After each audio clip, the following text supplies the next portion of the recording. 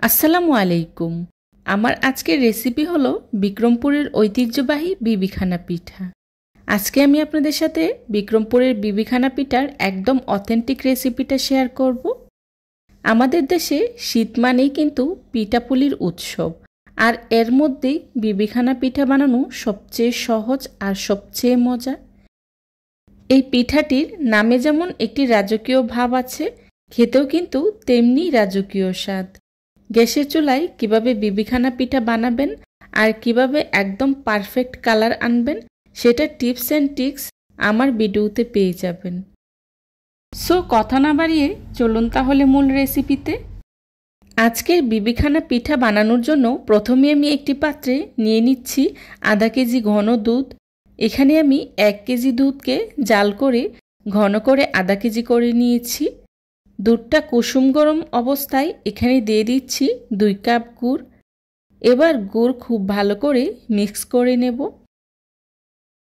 বেশি গরম দুধে কখনোই গুড় মিশাবেন না, তাহলে দুধটা ফেটে যাওয়ার সম্ভাবনা থাকে। আর কুসুম গরম দুধে গুড় অ্যাড করলে গুড় খুব সহজেই মিশে যায়। আমি একটি হ্যান্ড উইস্কের সাহায্যে গুড়টাকে খুব ভালো করেই মিক্স করে নিয়েছি। মিষ্টিটা একদমই আপনাদের স্বাদের উপর, আপনারা আপনাদের টেস্ট অনুযায়ী কম বেশি করতে পারেন। কিন্তু বিবিখানা পিঠায় গুড় বেশি অ্যাড করলে উপর থেকে প্লাস ভিতর থেকে কালারটা খুব সুন্দর আসে। গুড়টা খুব ভালোভাবে মিশে গেলে দিয়ে দিব চালের গুঁড়া। আমি 1 কাপ করে চালের গুঁড়া অ্যাড করব আর খুব ভালো করে মিশিয়ে নেব। আমি অল্প অল্প করে চালের গুঁড়া অ্যাড করছি, কারণ একবারে অ্যাড করলে দলা পেকে যেতে পারে। আমি এখানে 3 কাপ চালের গুঁড়া অ্যাড করেছি আর খুব ভালো করে মিশিয়ে নিয়েছি। আমি হ্যান্ড উইস্কের সাহায্যে মিশিয়ে নিচ্ছি, আপনারা চাইলে হাতের সাহায্যেও খুব ভালো করে মিশিয়ে নিতে পারেন। এবার দিয়ে দিচ্ছি 1/3 কাপ ময়দা। শুধু চালের গুঁড়া দিয়ে পিঠাটা বানালে পিঠাটা খুব বেশি শক্ত বা কড়কড়া হয়ে যাবে, তাই এখানে ময়দা অ্যাড করছি যাতে পিঠাটা একটু সফট হয়। আমি বেশ কিছুটা সময় নিয়ে খুব ভালো করে ময়দাটাকে মিক্স করে নিয়েছি। এখন এর মধ্যেই দিয়ে দিচ্ছি এলাচের গুঁড়া। আমি এখানে 1/4 চা চামচ এলাচের গুঁড়া ব্যবহার করেছি। বিবিখানা পিঠার সাথে এলাচের গুঁড়াটা খুব ভালো যায়, আপনারা চাইলে এটা স্কিপ করতে পারেন। এখন এলাচের গুঁড়াটাকে আমি খুব ভালো করে মিশিয়ে নেব।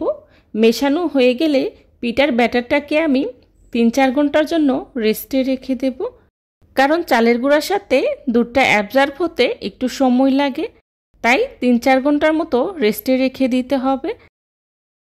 ফিরে এলাম 4 ঘন্টা পর। এখন এর মধ্যেই দিয়ে দিচ্ছি 1 কাপ কোরানো নারকেল। অথেন্টিক বিবিখানা পিঠায় নারকেল অ্যাড করা হয়। অরিজিনাল বিবিখানা পিঠার টেস্ট পেতে হলে এই নারকেল কোরানোটা অবশ্যই দিতে হবে। নারকেল কোরানো এই পিঠার স্বাদ 10 গুণ বাড়িয়ে দেয়। নারকেল কোরানো পিঠার ব্যাটারের সাথে খুব ভালো করেই মিশিয়ে নিয়েছি।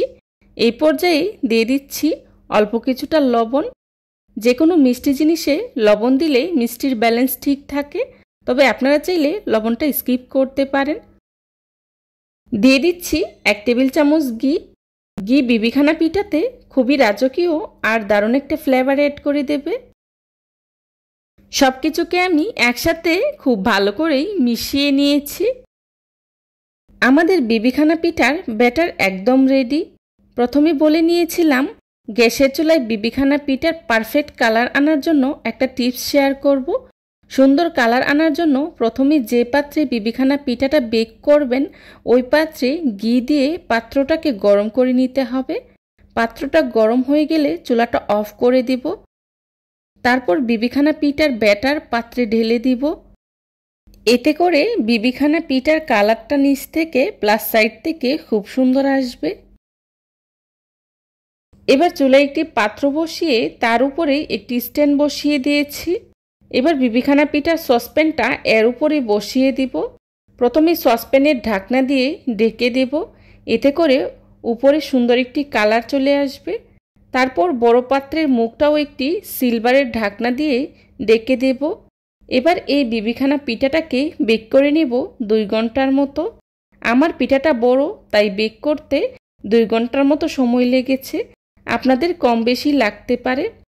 আপনারা যদি আরও ছোট করে বানান তাহলে 1 ঘন্টাই হয়ে যাবে।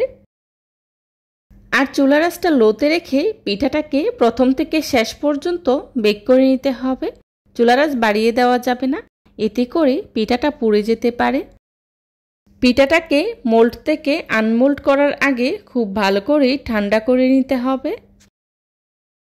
গরম থাকা অবস্থায় পিঠার কালারটা একটু কম থাকে, কিন্তু ঠান্ডা হয়ে গেলে আরও বেড়ে যায়। তৈরি হয়ে গেল আমার বিক্রমপুরের ঐতিহ্যবাহী বিবিখানা পিঠা।